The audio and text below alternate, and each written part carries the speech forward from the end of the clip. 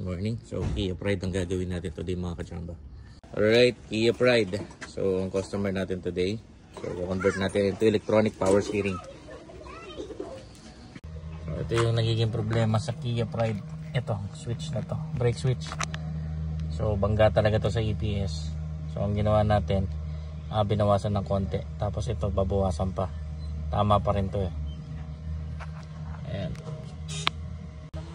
Ayan, so hopefully magawa natin ng tama. Sobrang sikip talaga ng Kia Pride mga kachamba. Ayan. So nakabit na.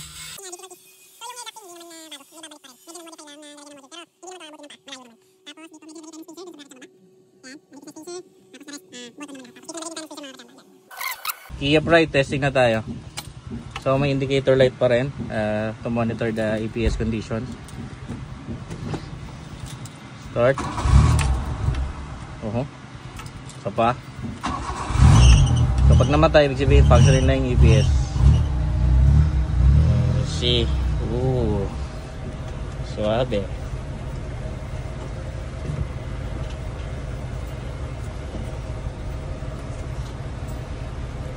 Lambot naman yan.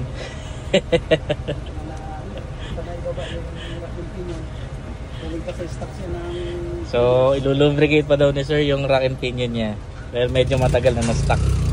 So mas lalambot pa. Alright, test drive ako mga kachamba. So far malambot Kia Pride. Ayan. Ayan. At ang maganda, nag-auto center. Wow. Ayan. Yung center lock natin manibela natin dito. Ayan. Yun natin. Ayun oh. So may assist kahit pa paano. Kia Pride mga kachamba. Ayan. Kia Pride. One-hand driving. Ayan. Ooh. Nice. So kahit pa paano may assist siya papuntang gitna. So tingin ko okay naman ito mga kachamba. Goods naman. Kia Pride. Ayan. Ito natin. Ayan. Ooh, nice. Yan, nandun sa loob ng huli. Alright, yan. Yung ibang mga tools. Kabit na natin mga kachamba. EPS. Butan na to.